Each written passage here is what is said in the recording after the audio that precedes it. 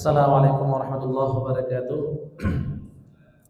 Alhamdulillah nahmaduhu wa nasta'inuhu wa nastaghfiruh wa na'udzu billahi min syururi anfusina wa min sayyiati a'malina may yahdihillahu fala mudilla lahu wa may yudlil fala hadiya lahu wa asyhadu an la ilaha illallah wa asyhadu anna Muhammadan abduhu wa rasuluh. Allahumma shalli ala Muhammad wa ala ali Muhammad kama shallaita ala Ibrahim wa ala ali Ibrahim innaka Hamidum Majid. Wa barik ala Muhammad wa ala ali Muhammad kama barakta ala Ibrahim wa ala ali Ibrahim innaka Hamidum Majid. Amma ba'd. Rabbi shrah li sadri wa yassir li amri wahlul 'uqdatam min lisani yafqahu qawli. Rabbi zidni ilma warzuqni fahma wa 'amalan shalihan mutaqabbala. Amma ba'd. Alhamdulillah pada malam hari ini kita masih diringankan kaki kita dan semoga diberikan hidayah serta taufiknya oleh Allah Subhanahu wa taala sehingga kita bisa berkumpul dan mendengarkan nasihat ini serta melaksanakannya dalam kehidupan kita sehari-hari. Dan semoga dengan nasihat ini memberikan ketenangan baik saya sendiri ya dan para jamaah sekalian. Terima kasih kepada panitia yang telah memberikan saya sedikit waktu untuk sedikit sharing tentang kitab yang pernah kita baca ya. Tapi ini memang kitab yang sangat penting yang dikarang oleh Ibnu Jauzi yang kemarin sudah kita bahas pada pagi hari tentang bahwasanya solusi dari segala penyakit itu ada dalam Islam dan solusi yang terbaik adalah Al-Quran dan lain-lainnya yang akan dijelaskan sampai setelah nantinya. Malam ini kita akan bahas tentang pembahasan selanjutnya yang dibahas oleh Ibnu Jauzi rahimahullah, Ibnu Qayyim al-Jauzi. Karena ada dua ya, ada Ibnu Qayyim al-Jauzi, ada Ibnu Qayyim al-Jauziyah. Ada Ibnu Jauzi, ada Ibnu Qayyim al-Jauziyah. Itu dua orang yang berbeda.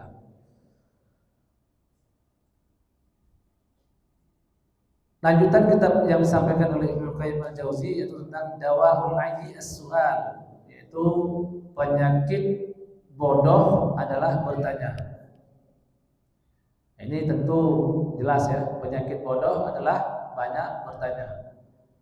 Apa kata beliau? Wa hadza ya'ummu adwa'ul qalbi wal ruhi wal badani wa adwiyatuha. Wa qad ja'ala Nabi sallallahu alaihi wasallam al-jahla da'an wa ja'ala dawa'ahu su'al al-ulama. Jadi kata beliau, penyakit bodoh ini adalah penyakit yang umum. Ya, itu baik terkena hati, ruh, badan dan lain-lainnya. Dan Nabi SAW menjadikan bodoh itu sebagai penyakit. Ya, dan obatnya apa? Su'al ulama, bertanya kepada para ulama. Kalau kita lihat orang jahiliyah, kenapa dinamakan jahiliyah?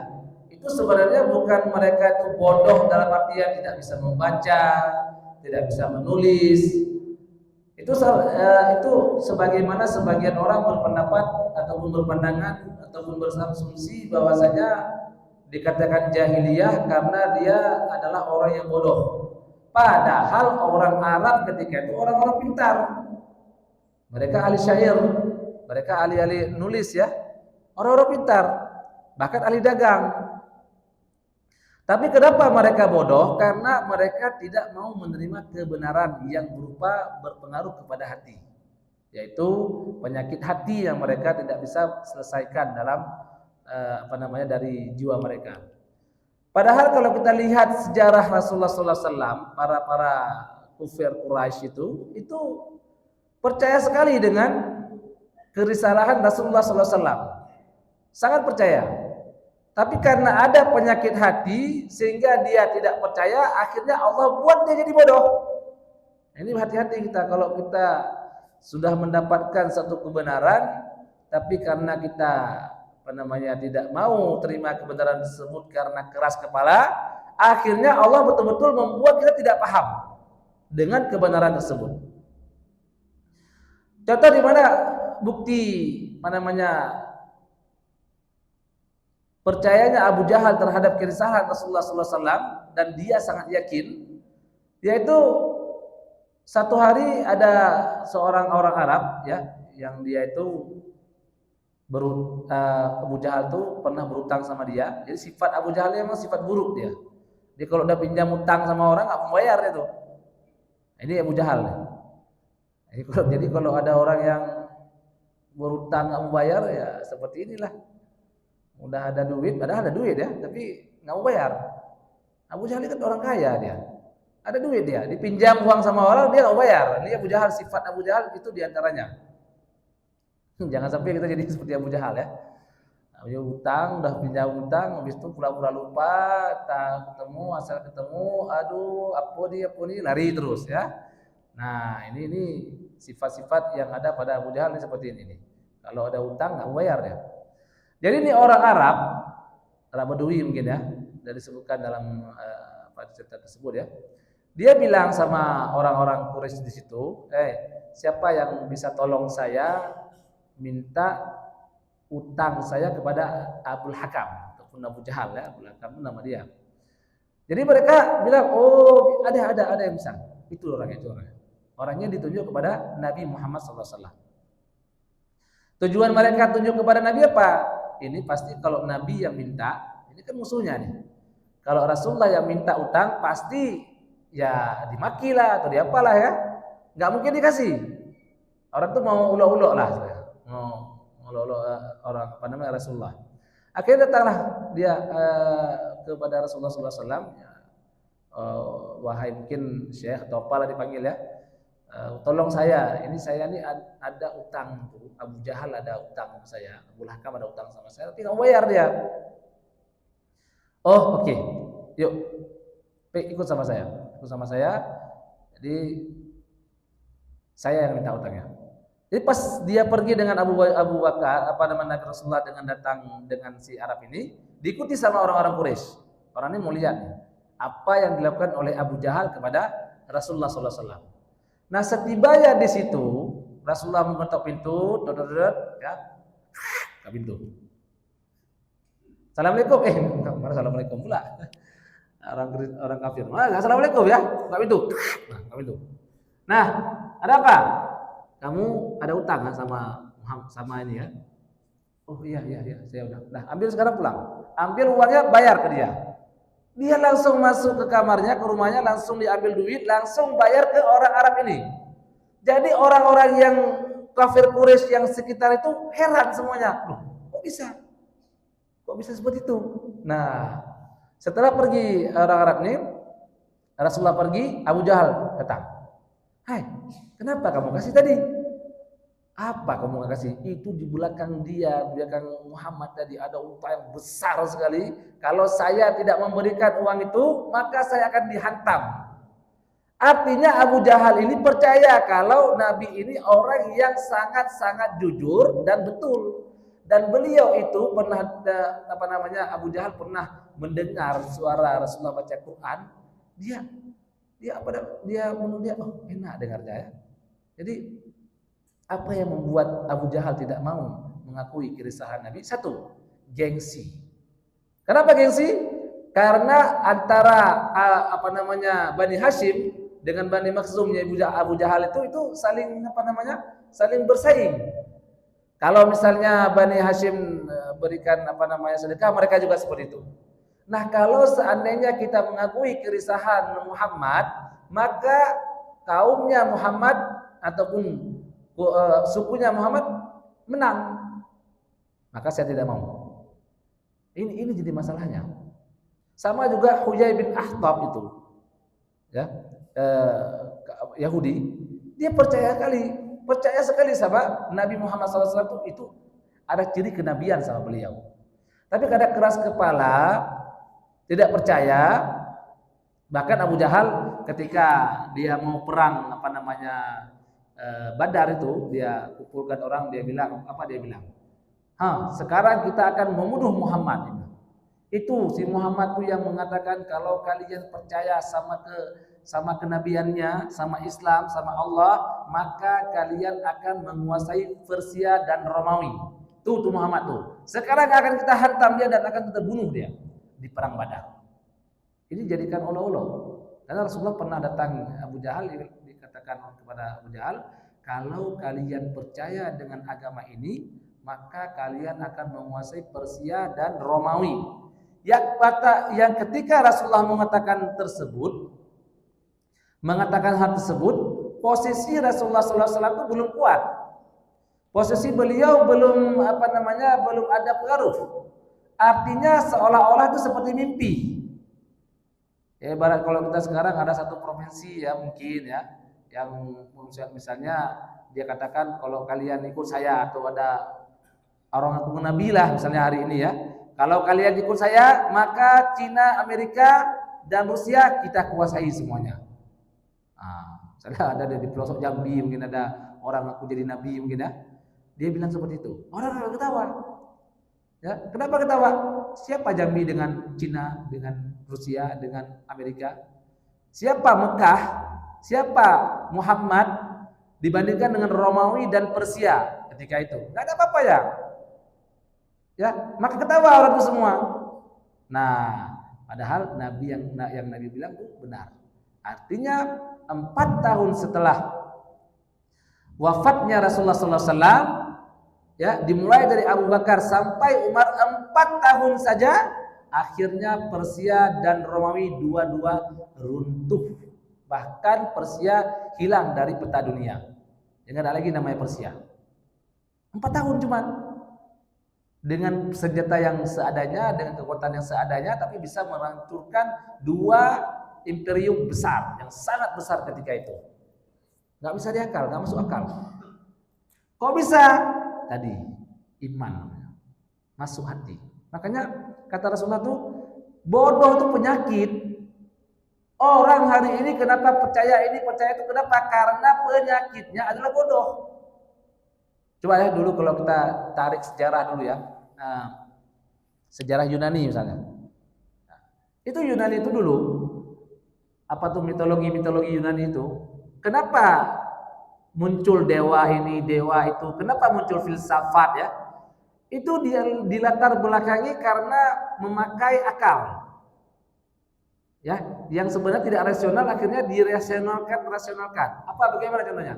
Mereka bilang cerita di mitologi kuno Yunani itu ada namanya dewa yang luar biasa namanya Zeus ya. Zeus ini pemimpin para dewa. Nah, ya pemimpin para dewa. Jadi dia jatuh cinta sama Hera. Hera ini dewa juga ya. Nah, karena Hera ini nggak mau sama dia, sama Zeus ini, karena Zeus ini suka main perempuan, dewa suka main perempuan, lucu ya, Tuhan pula ya. Yang menciptakan dia kan, yang menciptakan perempuan itu kan dia, Zeus itu.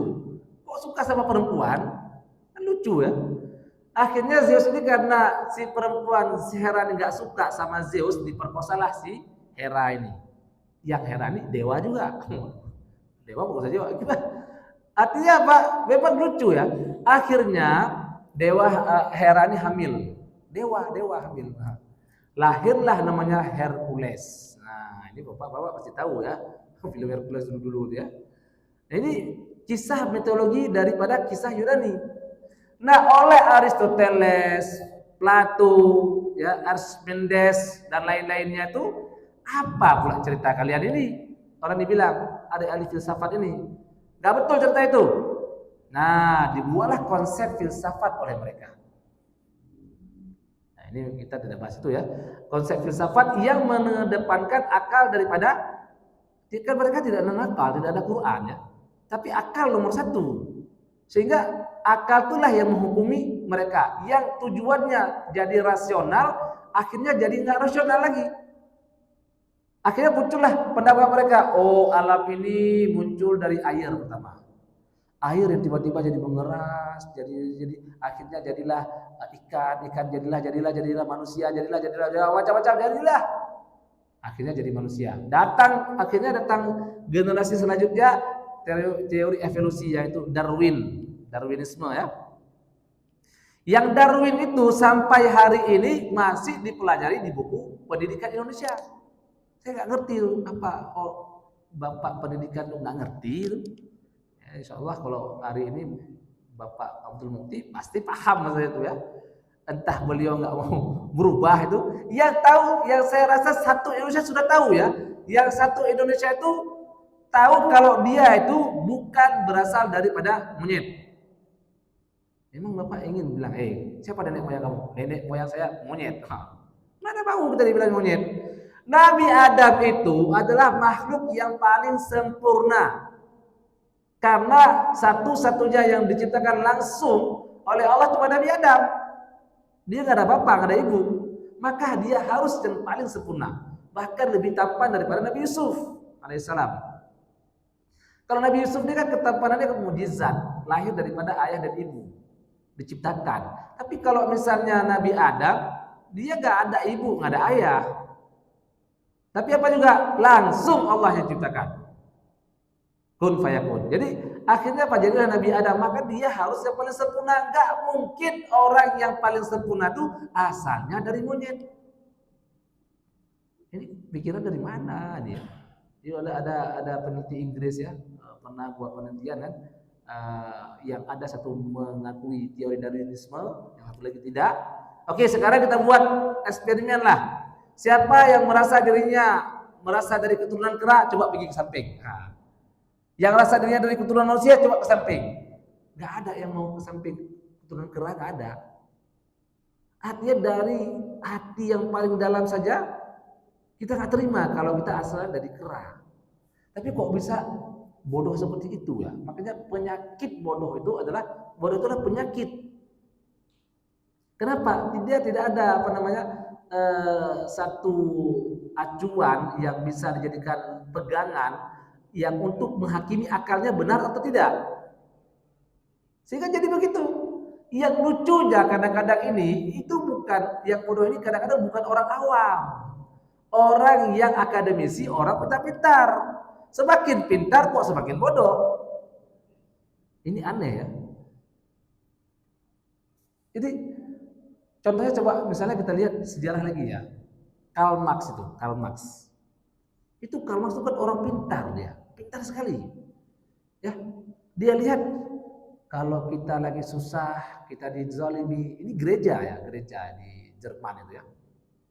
Dizalimi, maka udah bertakwa sajalah kalian, sabar-sabar ajalah kalian, semoga kalian diberi pahala oleh Yesus di Jerman ya. Akhirnya dia bilang apa? Enggak betul. Agama ini candu nih, dia bilang. Siapa? Karl Marx nih. Agama ini candu. Kenapa candu?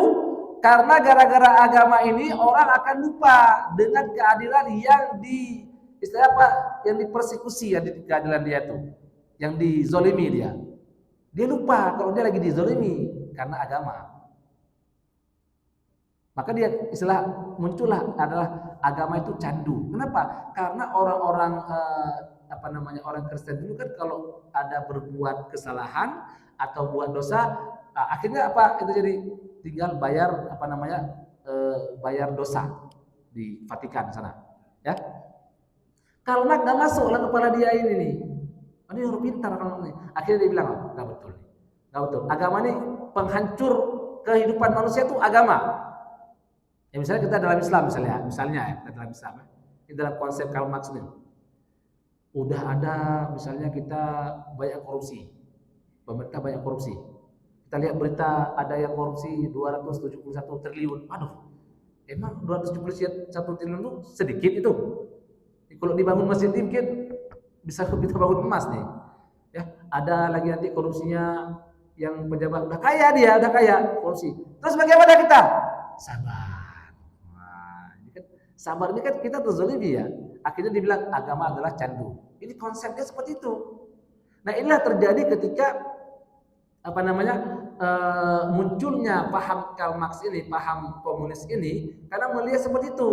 Dan dia melihat kapitalis itu terlalu berkuasa. Jadi tanah itu milik dia semua. Jadi orang nggak boleh kerja dengan kerja yang luar biasa dengan upah yang sangat minimum. Itu kapitalis. Akhirnya saya nggak suka kapitalis, saya nggak suka agama, saya suka pemikiran saya sendiri. Buatlah kapitalis. Apa namanya, komunis ataupun sosialis. Semua harus merata. Nggak ada istilah orang kaya, nggak ada istilah miskin, semuanya tanah yang dimiliki oleh orang-orang kaya itu tarik ke negara semuanya. Nah, ini kan zalim juga ini. Nah, inilah akibat kebodohan. Kenapa munculnya pemikiran kapitalis, sosialis dan lain-lainnya? Ya, Jadi kalau kita buka Talbis Iblis tuh, kitab Talbis Iblis tuh atau ya, jeratan-jeratan iblis itu banyak model-model agama itu, pemikiran. Ya, pemikiran ini, pemikiran itu ya, muncul-muncul. Sampai hari ini pun pemikiran-pemikiran itu yang akal, yang kebodohan itu, yang tidak ada acuan sampai hari ini muncul. Misalnya kita bilang dalam Islam lah, katakanlah agama Syiah misalnya. Kok ada orang percaya, ya, yang pernah kita bahas dulu ya, kok ada orang bisa percaya dia memberikan anaknya untuk dikontrakkan selama 1-2 jam atau 1 hari? Kok ada ya? Kayaknya nggak masuk kepala kita. Totok, bu, permisi bu, kenapa? Saya minta izin sama ibu tidur sama anak ibu selama 1 hari, nikah kontrak. Saya kontrak anak ibu ya, saya nikah dalam 2 hari 3 hari. Oh iya, boleh, silakan nak. Ada kayak gitu. Hati kecil yang bahkan saya rasa orang kafir pun, orang yang nggak ada agama pun, kalau dia diminta anaknya untuk izinkan nikah misalnya selama 1 jam 1 hari, nggak mau dia, karena itu bukan nikah namanya. Tapi kok bisa percaya orang, bahkan sangat percaya, apalagi kalau yang minta imam-imamnya, oh udahlah, kok bisa percaya? Makanya wajar kalau Rasulullah katakan syifa'ul ayyi as-su'al. Obat dari kebodohan adalah bertanya. Kalau nggak bertanya, karena mereka tanyanya sama orang-orang yang seperti itu, jadilah dia seperti itu. Ketika datang yang benar, akalnya sudah tidak waras lagi, dia nggak percaya. Inilah kalau misalnya Islam ini kan bertanya, tapi itulah tanya itu harus ada kode etik. Tanya itu apa yang disampaikan itu ada nggak sandaran hukumnya? Karena kenapa? Kita punya standar. Kita kalau tidak punya standar, kita akan meraba-raba. Hari ini orang kalau kuliah, anak-anak kita kuliah macam-macam di sana itu, kita nggak bisa kontrol bagaimana akidah mereka, pemikiran mereka, siapa guru mereka. Tiba-tiba dulunya bagus-bagus, tahu-tahu pulang udah lain cerita. Kenapa? Kita nggak bisa kontrol mereka kecuali dengan doa. Makanya kita selalu mengingatkan kepada nak, kalau bertanya sama guru kamu pikirkan lagi, jangan kamu terima terus. Karena ketika keyakinan itu sudah masuk ke dalam pikiran kamu dan menjadi keyakinan kamu, itu sulit dirubah. Seperti saya katakan tadi, ya, kenapa hari ini ada orang masih melemah lembu? Kan gak masuk akal kita ya. Kok bisa nyembah lembu ya? Itu bahkan di India tuh kalau ibu-ibu perlu oleh-oleh dari dia apa namanya, tai lembu dijadikan keripik tai lembu. Nah, ada di sini ya. Air kencing lembu dijual. Kenapa? Itu seperti air zam-zam kita lah ibaratnya. Apa nggak laku? Kalau di kita air zam-zam ya, air zam-zam kita jual, laku. Air berkah itu bisa berdoa itu air zam-zam. Tapi ini kencing kerbau, kencing lembu dijadikan dalam kemasan, sehat, menyehatkan, dapat pahala meminumnya, dapat keberkahan minumnya. Kok percaya? Tadi dia tuh ada pada ambulan khusus, ambulan untuk lembu, Tuhannya. Kalau lembu masuk ke dalam kedainya, jangan larang, jangan pukul. Kenapa? Berarti sudah masuk keberkahan. Percaya. Bahkan mereka ada percaya masalah reinkarnasi. Apa reinkarnasi itu? Kalau sudah mati maka dia akan pindah tubuhnya itu kepada orang lain di kemudian hari. Bisa jadi dia kalau buruk jadi tikus, atau jadi lembu, atau jadi lain-lain dia. Ini kepercayaan kok bisa ada seperti ini? Kan aneh, ya? Yang kita pikir kayaknya nggak mungkin lah. Saya nggak mungkin percaya lembu yang kita potong, yang kita makan, jadikan rendang, ya, dan jadikan rendang, tapi kita sembah rendang itu, nggak ketawa kita. Seperti Umar radhiyallahu anhu ketika beliau sudah bertobat jadi muslim, beliau ingat ketika masa jahiliyahnya, udah dia buat cantik Tuhannya, kemudian dia kelaparan, akhirnya dia makan Tuhannya. Kita yang ciptakan Tuhan atau Tuhan yang ciptakan kita? Ini teori-teori ini apa namanya yang dibuat oleh Aristoteles dan lain-lainnya. Siapa pencipta kita sebenarnya? Ini kan akal semuanya. Nah, kalau kita Islam nggak kayak gitu, itu tuh gampang. Kita punya akal, tapi akal itu bukan sebagai keputusan final bukan di akal. Tapi akal itu kita cocokkan dengan Al-Quran dan hadis sehingga lahirlah satu pendapat. Jadi makanya kalau kita bertanya sama orang yang tepat, maka akan timbul jawaban juga yang tepat. Ketika saya salah bertanya, maka lahirlah jawaban yang salah juga. Ini contoh disebutkan oleh Ibnu Qayyim Al-Jauziyah. Kita lihat. Apa kata beliau dalam hadis Rasulullah SAW? Kharajna fi safarin fa asaba rajulan minna hajarun fashajjahu fi ra'sihi summa ihtalam fasa'ala ashabahu faqala hal tajiduna li rukhsatan fi at-tayammumi qalu ma najidu laka rukhsatan wa anta taqdir 'ala al-ma'. Jadi intinya satu hari para sahabat Nabi lagi dalam perjalanan, tiba-tiba ada yang ada yang mimpi basah ya. Mimpi basah. Jadi yang mimpi basah ini kena batu, jadi kepalanya itu pecah, bocor kepalanya. Jadi kan yang namanya mimpi kan harus mandi ya, harus mandi basah ya, harus mandi junub. Akhirnya dia tanya sama para sahabat-sahabat Nabi yang lain ya, apakah kalian dapat nggak dalam hadis Nabi atau pelajaran dari Nabi yang membolehkan saya tayamum karena saya bocor kepala nih, kalau saya mandi habis ya. Jadi kata para sahabat, enggak, kami enggak dapat rukhsah. Tidak ada keringanan bagi kamu. Ya, artinya kamu harus tetap mandi. Namanya sahabat Nabi itu kan orang yang sangat ibadahnya kuat ya, tidak mungkin meninggalkan sholat fardu walau satu. Akhirnya mandi.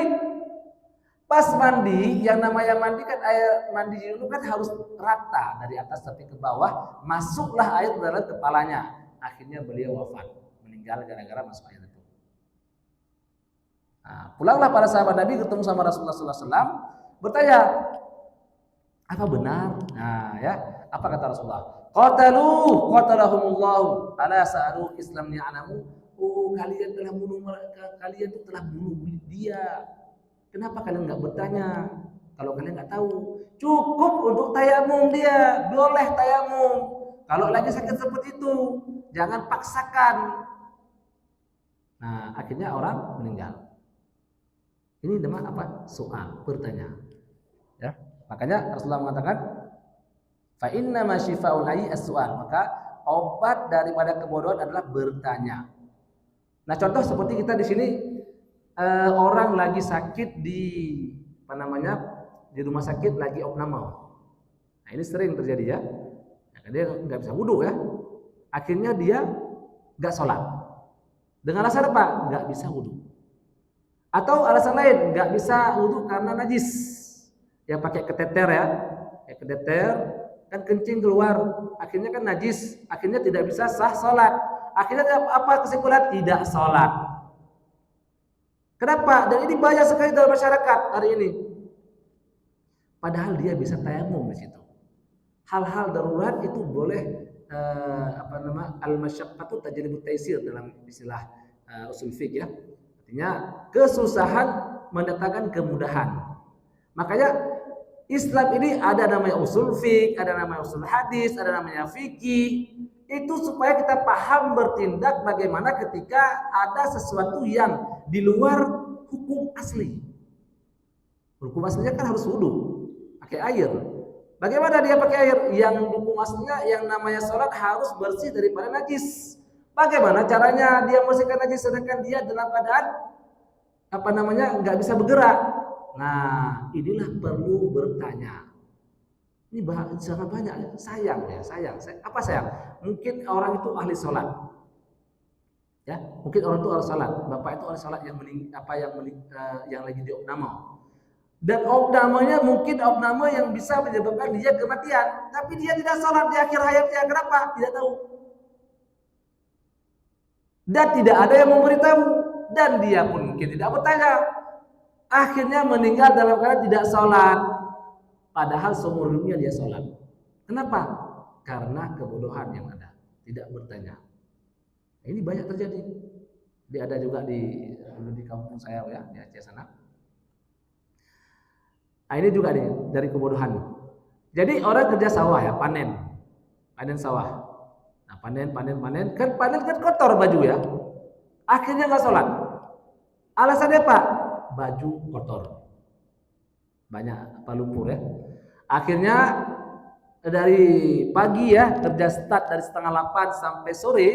Nah pulang ke rumah dikatonya sholat semuanya. Zuhurnya dikata, asarnya dikata, maghribnya dikata, dan sampai isyanya juga dikata. Jamak semuanya, borong di sholat isya. Boleh seperti itu? Gak boleh, haram, dosa.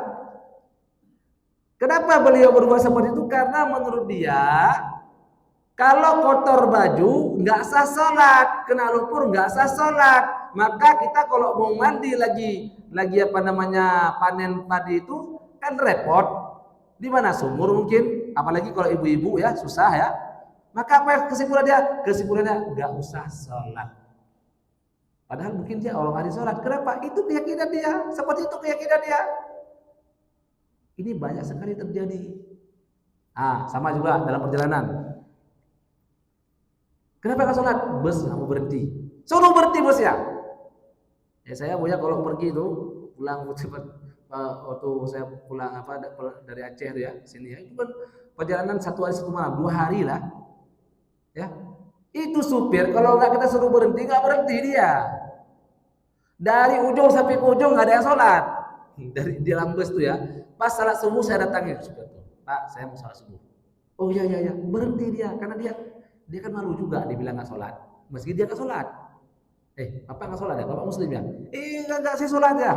Walaupun dia nggak sholat, malu dia. Berhenti. Saya keluar 2 orang, selebihnya tidak ada yang keluar. Tapi kita orang sholat kita nggak tenang. Nah, yang salah hari ini, ini lagi salah. Apa? Sebagian orang. Nah, yang saya lihat dalam bus itu ya. Jadi kan dia sholat asar nih, sholat asar ya. Seharusnya sholat asar itu sudah dijamak zuhur karena berangkatnya bus ketika itu waktu zuhur menjelang asar. Masih sempat dia sholat zuhur jamak. Nah, karena dia mungkin dari main-main atau mungkin keyakinan dia, pengetahuan dia seperti itu, akhirnya apa yang terjadi? Yang terjadi dia naik bus.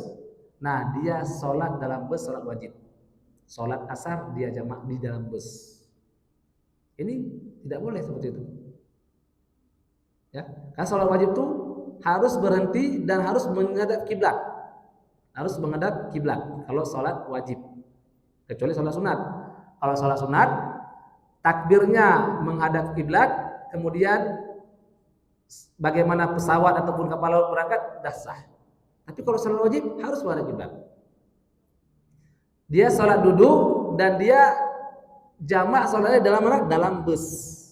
Padahal dia bisa sholat tadi, tapi dia tidak tahu. Dan ini banyak sekali terjadi seperti ini. Makanya itulah fikih ya, dalam fikih ya. Fikih itu seperti itu. Ya khilafiyahnya apa? Khilafiyah ulama. Khilafiyahnya tentang apakah boleh kita tayamum dengan misalnya dinding pesawat. Itu khilafiyah di situ. Bukan khilafiyahnya kita boleh sholat jamak dalam bus, katakanlah dalam bus ya. Itu tidak ada khilafiyah setahu saya. Nah, apalagi tadi sudah ada kesempatan dia untuk melakukan sholat setelah sebelum asar. Nah, tapi karena ketidaktahuan tadi langsung naik. Nah, inilah perlu paham perlu paham fikih itu. Kemudian kalau di dalam Muhammadiyah ini ada namanya tarjih ya, kita lihat kembali. Kita lihat kembali, bertanya kembali. Maka bertanya itu apa? Bertanya itu harus kepada orang yang memang dia paham. Kalau dia tidak paham langsung dia bilang.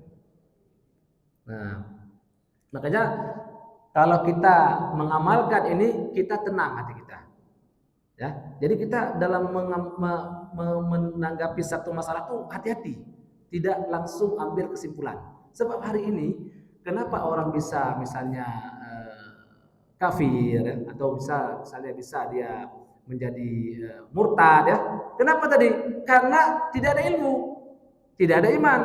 Biasanya hari ini orang Indonesia ataupun orang Muslim yang murtad kebanyakannya dua-dua nggak ada, ilmu nggak ada, iman nggak ada.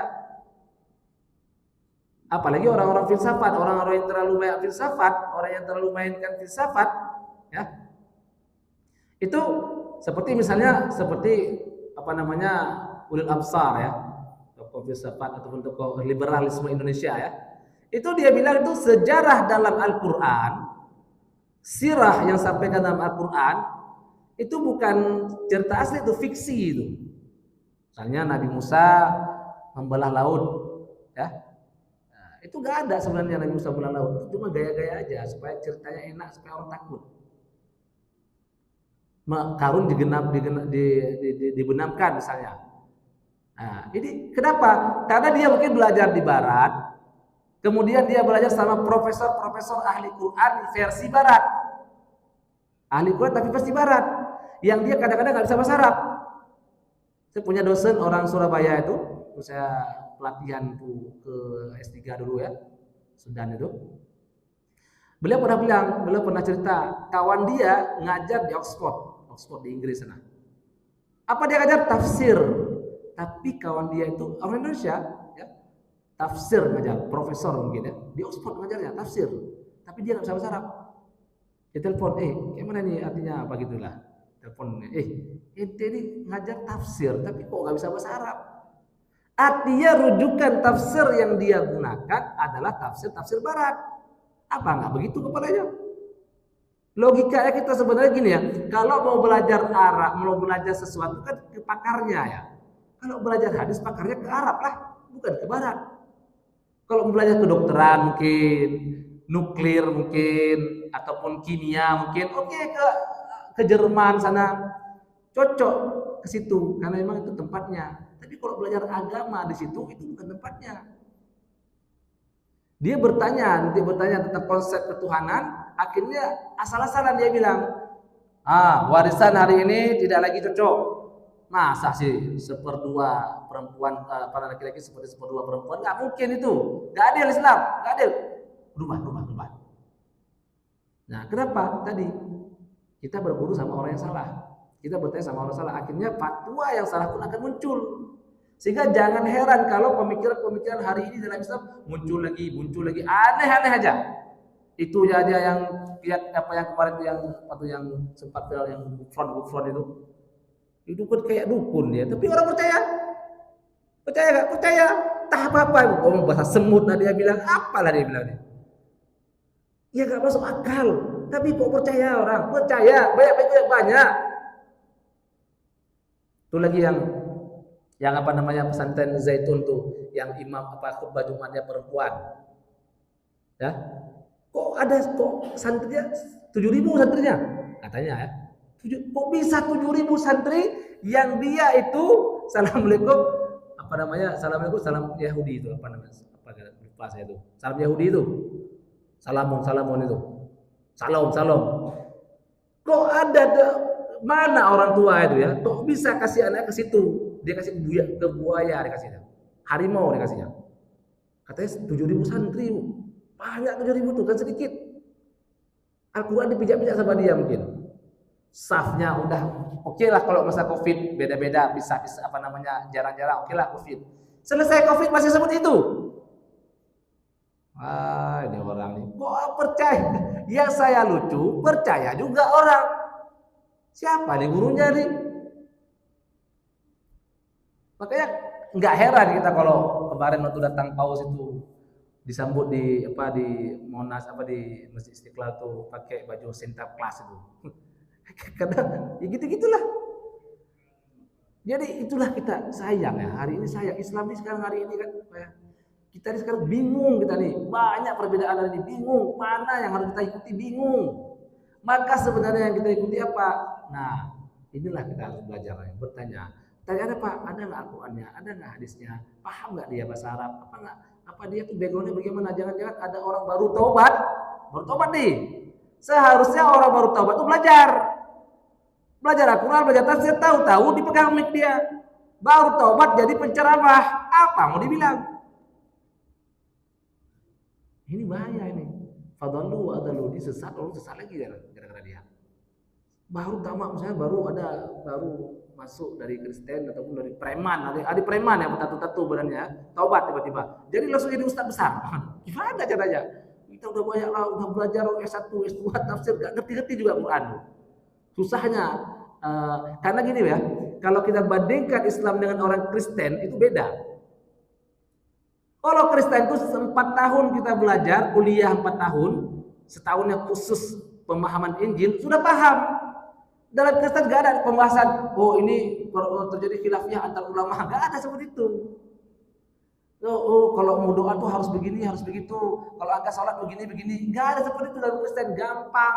Tidak ada fikih dalam Kristen. Sama Yahudi gak ada fikihnya, apalagi Hindu, cukup ambil sapi besar jadi Tuhan, selesai. Kalau Islam ini susah, agamanya ini berat. Memahami Quran ini berat.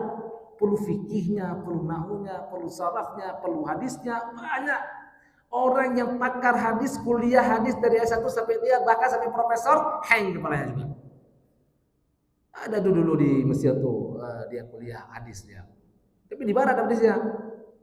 Datang dia ke Mesir, apa dia bilang?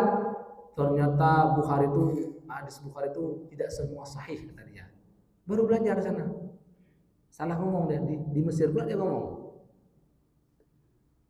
Datang sini, pulang panggillah dia. Apa aku bilang? Dia yang ngomongnya ngerti. Kita yang ada jurusan bahasa Arab, jurusan nahu misalnya, tapi nggak semua juga dikuasai. Itu khusus nahu. Padahal ilmu Islam ada fikih, ada tafsir, ada macam banyak sekali. Gak ada sekarang kita dapatkan ulama hari ini yang menguasai seluruh ilmu, gak ada. Yang dia tafsir ahli, yang dia nahu ahli, yang dia bahasa Arab pakar, semua ilmu pakar sama dia. Siapa yang seperti itu? Begitu luasnya agama Islam ini, begitu luasnya hukum Islam ini. Berat. Tiba-tiba kita ada orang baru bertobat, fatwa hukum, ini ulama saya. Entah apa dia fatwa. Oke, bolehlah. Akhirnya jilbab boleh nggak? Nggak apa-apa, jilbab tuh nggak apa-apa nggak pakai. Jilbab tuh itu berbeda ulama. Ada yang boleh jilbab, ada yang nggak pakai. Udahlah, akhirnya apa? Orang yang dah rencana pakai jilbab, akhirnya apa? Tinggalkan jilbab. Kenapa? Ada tuh ulama yang bilang nggak pakai jilbab, boleh. Nah, ini dia nih. Makanya bertanya itu punya adab, ya, punya kaidah. Bertanyalah kepada orang yang alim, yang ilmunya terbukti, yang dia melakukan Al-Quran dan hadis, atau minimal kita kalau misalnya dalam Muhammadiyah itu pegang itu majelis tarjih itu.